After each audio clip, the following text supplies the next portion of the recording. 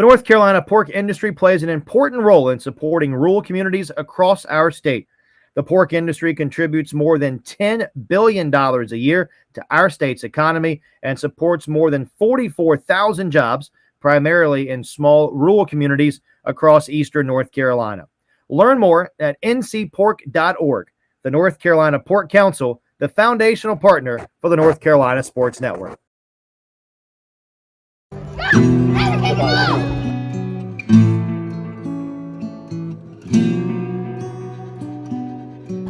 I got $5 ticket.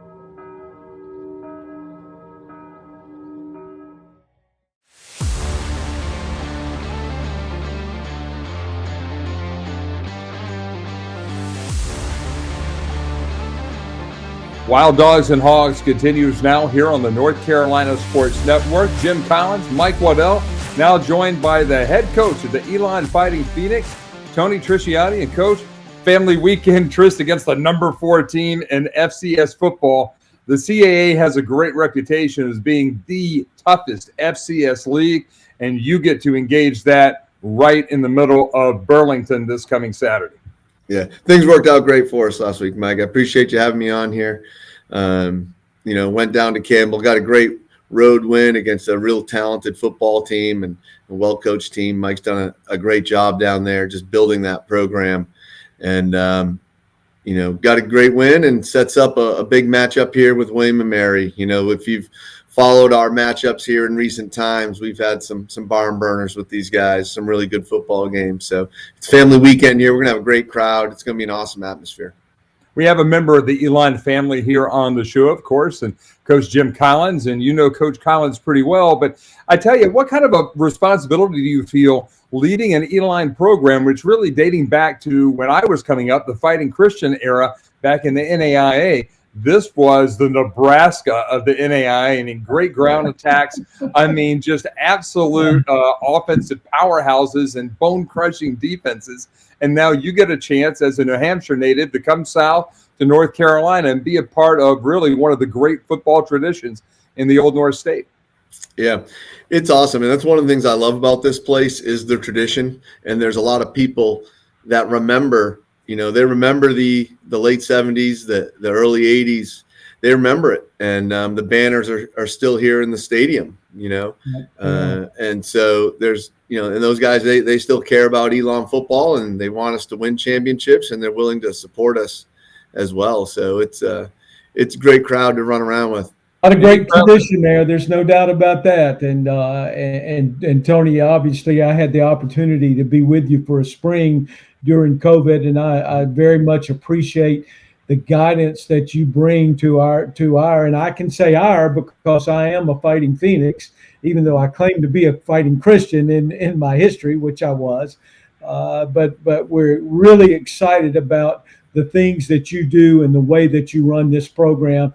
And I have the benefit of being within the program and working for you. So I am without a doubt singing your praises to anybody that I possibly can. Yeah, thanks, Jim.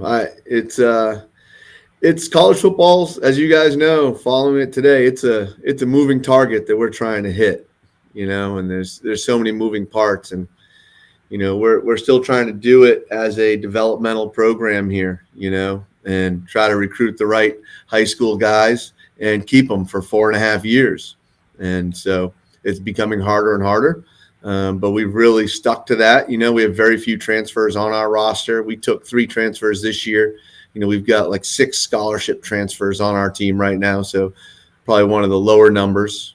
Yeah. The team we just played last week, Campbell, they brought in 53 players last year. 25 high school kids and 28 transfers in one class. So, and he's got a talented team. So just not the way we can't do that here at Elon, we're not built that way from a grad school standpoint. We've got some programs and We can take transfers, but they've got to be the right guys and the right fit. We can handle a few stepbrothers is how we look at it as a staff and as a program. So we'll take, 2 or 3 transfers and we can handle that, but we don't want to bring in 10, 15, 20 of them each year to try to protect the culture. Trish, how many off your last year's team that was an excellent team? How many moved on to Division I teams off your last year's team? So 3 of them, really. Trayvon Jones, who was a great corner for us. I'm sure you remember him. I do. And so he didn't graduate until May, so he had to stay here. He got an Elon degree, which is awesome, and had an opportunity. He was committed to James Madison and then flipped to Minnesota late in the spring. So he's at Minnesota right now. He's starting at corner. He was leading them in tackles early in the season, had a big interception in the game against Nebraska. He's playing really well up there. And, I ran into Coach Fleck over the summer. He's like, you guys did a great job with him. He's a great kid, super competitive, fun to coach. And their training table was able to add some pounds onto him, so he doesn't weigh 160 anymore. He's probably up to 175 now. So he benefited from those resources. And then Omar Rogers went to ECU, and he's played a little bit sparingly, but he's at ECU. Mike Purcell was a 6th-year player for us, so he's got a 7th year. He initially went to Duke and then left Duke after spring ball, and he's at Maryland now. He started a little bit for them, playing off and on for them at Maryland. And Jeff Yerk was our punter. He's the only one that left without a degree. He was a sophomore. He went to Pitt and tried to earn the punting job there at Pitt. He ended up 5th in the country for us, like 44-yard average, but wanted to play at a Power 5 school and Power 5 program, so went up there to Pitt. And we had one more transfer, DJ Moyer, who's a running back, who went to Robert Morris. Okay. So obviously the Elon culture is doing just fine. You're coming off the big win in the CAA against Campbell, and you have the reigning CAA Offensive Player of the Week, Jalen Hampton, 169 yards and 4 touchdowns. I watched that game over the weekend. Wow, this kid just powers, and he gets a lot of yards after contact. He's a tough blue-collar kid. He's awesome. And he's got great vision. He's patient. When he sees a crease, he'll hit it, and he'll run behind his pads. He'll accelerate his feet on contact. Gets a lot of dog yards, that you don't see. Doesn't look like it's there, but he finds them, and he's a tough tackle to make, and he's awesome. Yeah, we're happy we've got him. We got to keep him healthy, piece him together every week, and roll him out there. Now, what kind of a defense will William and Mary bring? Mike London, usually known for having tough, gritty defenses. Are they, again, tough in the trenches, or are they better out on the edge? They're an edge team now. They have 2 of the best edge rushers, really, in the league, in the country. So Nate Lynn and Pius are both edge rushers, and they're going to come hard. And they're experienced on the back end too, Mike. So, they're not maybe as good on the inside of their D-line as they have been. But they're really good on the edge. They're good on the back end, and they're leading the country right now in several defensive categories. Rushing defense, passing defense, third down defense. So they're playing hard. They're exactly what you would expect a Mike London defense to look like. Well, let's talk about a Mike London offense, because last year I got to see them up close and personal in Williamsburg. They look like a Big Ten team coming out with that huge offensive line. But the thing that stuck with me after watching that team for the first 30 minutes, that first half, was I felt like I was at the Ringling Brothers Barnum and Bailey Circus. They do so many misdirections and just goofy things that are almost like they're out of like the Little Giants playbook, like they're doing the annexation of Puerto Rico or something like that. But it's chaos, but it really does seem to work for them. Yeah, they throw a lot at you, unbalanced, FIB, motion, multiple quarterbacks on the field at the same time. That's what you're going to get from them. It's a lot of window dressing. at the end of the day, you got to be able to stop their zone run game and some of their gap schemes that they'll run. Quarterback's a dual threat player. Darius Wilson, he's dangerous. He can beat you with his feet and with his arm. They'll play a bunch of tight ends when they're healthy. They may be a little banged up at that position now. They're using some O-linemen at tight end just to try to get those surfaces still. But they've got a bruising back in Yoder, and they've got a lightning in a bottle running back in Malachi Emo. So some talented players back there. When you were getting ready for the 2023 season, you were looking at these opening games of the season heading into William & Mary. What were the goals, the short-term goals that you set for your team, and where are you most proud of where the Fighting Phoenix has evolved to going into this big family weekend game against William & Mary this weekend? Yeah, when I looked at our schedule, I said, dang, that's a tough schedule. And I wasn't the only one. I think we were ranked second in the country for the second toughest schedule in FCS. And when you look at it, our non-conference opponents, Wake Forest has been to 7 straight bowl games, and Gardner-Webb was a conference champion and advanced to the second round of the FCS playoffs. And then North Carolina Central, who's coming up as a non-conference opponent, they're a championship team. They beat Coach Prime and Jackson State, and so they're a postseason team. So all 3 of our non-conference games are postseason football teams, which is not how you want your scheduling to go as an administrator. That's not the way you want it to line up, but that's our schedule. And so what I am proud of is how we have gotten better each week. Got off to a real slow start at Wake, played much better in the second half. Very well. Had a similar issue at Gardner-Webb, and, we went through some quarterback changes early in those first 2 games. We flip-flopped through a couple different quarterbacks there to try to see who could provide the spark, and both of them found a way to do it. The last 2 weeks now, we've improved, certainly at the quarterback position and all around as a program in all 3 phases, and we've been able to stack 2 wins. And so now we've got to stack together some good practices this week. Motivation won't be an issue for our team. We know William & Mary well. They know us well. It's become a bit of a rivalry. I know we're not their rival. They've got Richmond and, as their rival. But this is a game where, both teams are going to play hard. It's going to be a good football game. I like where the CAA has expanded. And you're starting to see some of these schools get back to where the old Southern Conference used to get together, and they used to have those big in-state rivalries, Western Carolina and Appalachian State being one that I was blessed to be a part of for a while. So to have that opportunity, not only to have your rival here in North Carolina, in both North Carolina A&T and also in Campbell, but also that proximity rivalry with William & Mary and with Richmond, 2 great academic schools just like Elon. It seems like the CAA has really become a perfect landing spot for Elon Athletics. Yeah, it's nice that it's grown around us some. It's nice for our budget, right? And some regional rivalries. And there's just some really good football down here in the South. It's important, and it's nice that we don't have to get on a plane, and we have not left the state of North Carolina yet, and we're not going to for 3 more weeks. But you've been at the other end of the CAA too, Yes. Not really at the top at Villanova, but definitely near the top when you were at New Hampshire, and Right. Those are some really tough road trips as you come south now. I guess they're going to try to regionalize that schedule as much as possible. Yeah, they'll still be. What we're trying to do in the conference is get so that every school only has 1 flight each year, and if we can get to that point, it'll help the budgets.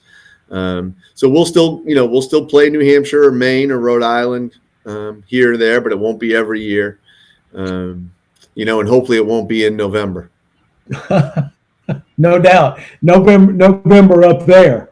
November up there. No, we don't want to be scheduling Maine or New Hampshire or Rhode Island in November, or Albany.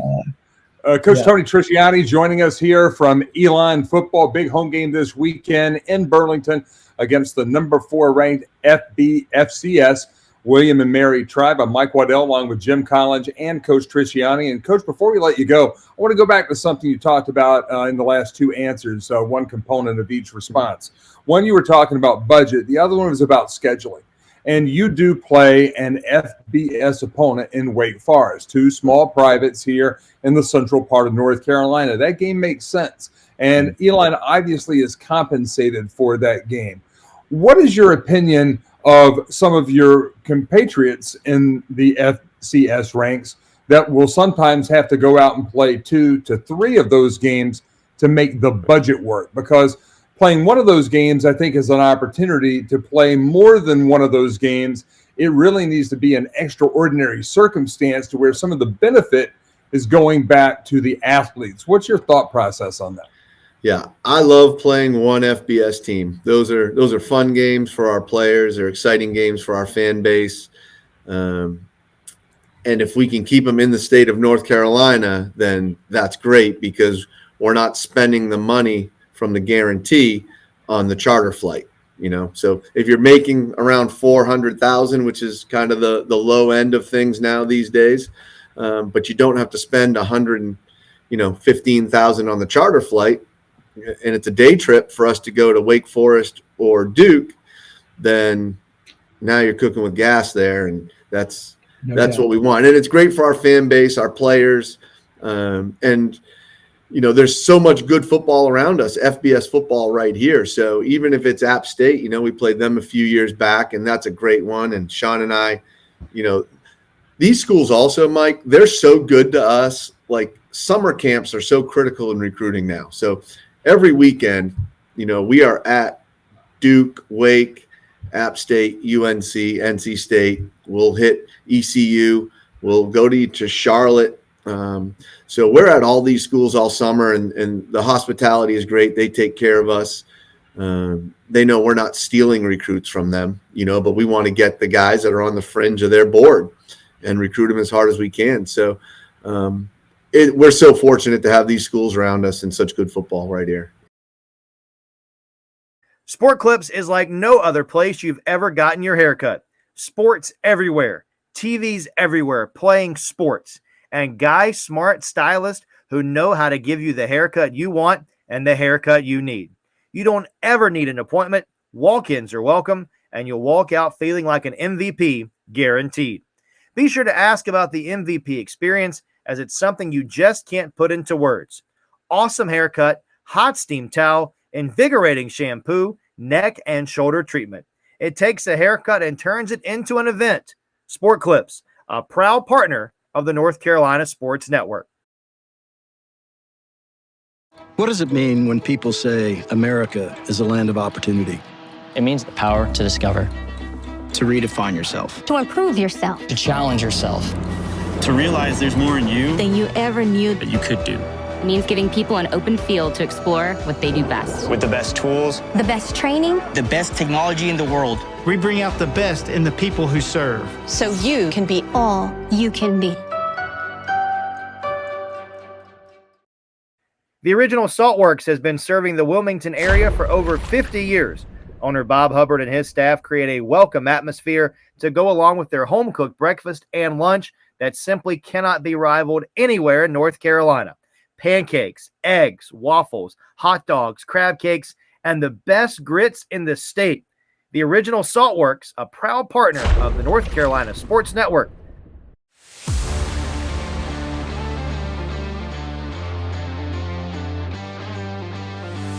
I went to Guilford College, and we don't have the warm and fuzzy relationship back with our school the way that the Elon alums have with theirs. You have done a magnificent job of truly embracing that program and the ethos that is Elon football. It's a very exciting transformation to watch. I love it here. I feel like I align with the university well. I really believe in our president, Connie Book, our new athletic director, Jen Strowley. I think she's a superstar.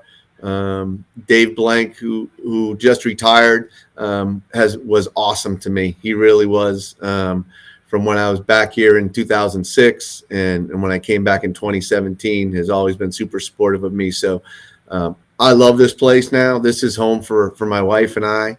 And so, we're always trying to just build the relationships here, and our alums have been awesome with our players and coming back and helping us from a network standpoint, getting those guys set up for success. With the transfer portal and the things that are going on that, have you structured your staff in a way that you have, and I'm going to use NFL terms at this point in time, do you have a pro personnel staff or somebody that searches the portal all the time?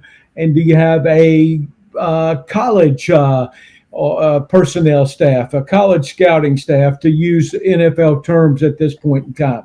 So just staff structure when it comes to that. Yeah, we're not built that way right now, Jim. And part of it's because our focus is we really want to recruit the high school kids, the right ones, and keep them. So we are using a lot more resources and manpower to recruit the high school student athletes. And our relationships are keeping some of the potential transfer guys on our radar. Now, once the season's over and it's recruiting, then yes, we are in that portal every day and checking it, but we're looking for players we know. We're not looking for complete strangers we don't know anything about. We're looking for some type of tie where if we don't know them, somebody we know does, and there's a connection and a reason there. Just because, like I said, we only want to bring in a few if we do. And I want to make sure our players feel like they're getting better and they're moving up the depth chart, and they don't feel like we're just sliding transfers in over their head every year, because then those guys aren't going to want to stay. And, we've led the CAA in graduate success rate and APR. 4 out of the last 5 years that we've had the top APR, 6 years in a row, the top graduate success rate. So it's important that our players graduate with an Elon degree here.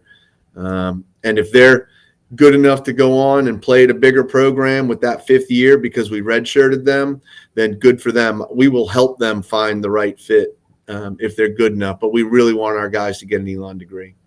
Do you think you could coach the same way at the FBS level and not go into the portal? I think it could be very different, or is it?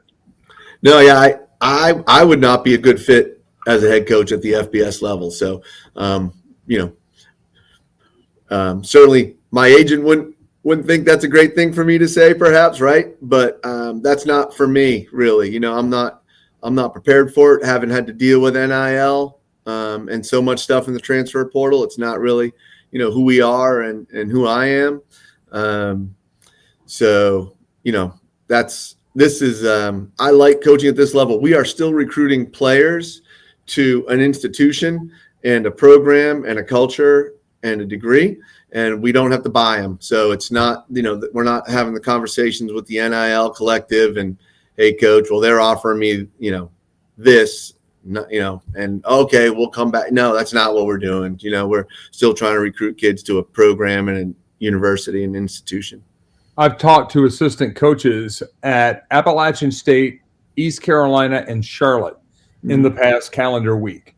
And unified among them was their feeling that they needed at least $500,000 in NIL money to recruit their own rosters annually, right? For being and I think sometimes that the fans, Jimmy and I talk about this off the air, and we'll talk about it on the air, because as you're getting to know me, Coach, you're going to learn I don't really hold back what I think.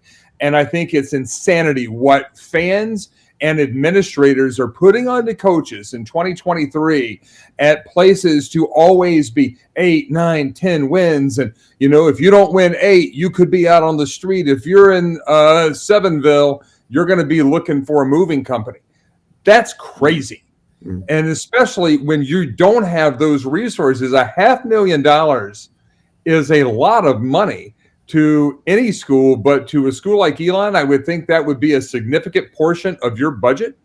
And to just have to raise that just to recruit the people you already have, that's a type of pressure, frankly, that people that went before Mike Houston and before Biff Poggi, although it was a short list, and before Sean Clark at Appalachian, never really had to deal with that. No. It's a little bit different game here in 2023 than even in 2021. It's completely different world out there. And we had this discussion last week, Tony, between us when on this show that the early times in my career and where we are today is so different that it's unbelievable. What a division, an FCS and an FBS coach, the different things that you face at this point in time, so different right now, and the challenges are just unbelievable. And I'm going to be honest with you when I say this. I think, and I'm going to use you because you're on the show with us right now, I think you guys have the best jobs in this country right now, because you're still coaching football at a good level and you're recruiting players that want to be in your program. And it's not so much how much money I can give you right now. So I think where you are right now is natural, and the natural thing of college football and what college football is all about. I don't know if that makes any sense, but I hope it does. It does. And like I said, this is where I'm comfortable, but even for us, it's, our top players now, like, I don't know, it may be harder to hold on to them, right. Are you going to build by free agency, or are you going to build by the draft? And that's the way I look at it. And right. It's a tough challenge out there. I will say this, my last statement here, I'm going to miss this coming game this weekend, but I will be there for homecoming. So okay, can I get a sideline pass? Yeah, I got you. You're in. Coach Tony Trisciani, we have one final question here on Wild Dogs and Hogs before we cut you loose tonight, before your big game against William and Mary coming up this Saturday afternoon in Burlington. It's the East-West question. It's age-old. What do you prefer? Being from New Hampshire, which is north, do you prefer Western North Carolina barbecue or Eastern North Carolina barbecue? Well, I like the vinegar, so I am more of an Eastern North Carolina barbecue because I like vinegar in my barbecue. Yeah, that's awesome. So, what's your side of choice? Is it fries, crinkle fries, tots, or hush puppies? Definitely not hush puppies. That's a waste on me. I'm only good for maybe a half a hush puppy, only so that I can see how good they are relative to where I'm getting them. So I'm a half a hush puppy just as a test, and then I would go tots with that choice. But coleslaw for sure, always. That's good. That's like saying you're going to put ketchup on a cheesesteak in Philly. Oh my gosh! But let me say this about Tony. Tony does have an interest in something that you and I like very much, and that's NASCAR racing. New Hampshire guy, of course. Well, call that guy. You tell the story, Tony. Yeah, I got into NASCAR, and like when I moved down here in 2006 with Coach Lembo from Lehigh. Shane Burnham was on our staff, and Shane's he's a redneck from Tallahassee, and Shane got us into NASCAR. He had a NASCAR party for the Daytona 500 in February. I'm like, oh, cool, NASCAR, okay. And so I just started watching it there, got into it, and at the time, Denny Hamlin was a rookie that year in 2006. So I'm like, oh, I'm kind of a rookie to NASCAR, and so Denny Hamlin kind of became my guy that I liked. But I really fit into the South well because I like NASCAR, I like country music, I like to golf. So like moving to any latitude north of this would not be for me. But we know that Elon is going to be ready to go this weekend. You have the tribe coming into town. Tony Trisciani, thank you very much for enduring the time with both Jim and myself right here. He's a world-class Elon graduate. We think the world of you and your team. Good luck against the tribe. Yeah. Thank you, Mike. Jim, I appreciate it. It's always great to see you, and great to be on the show here with you all tonight.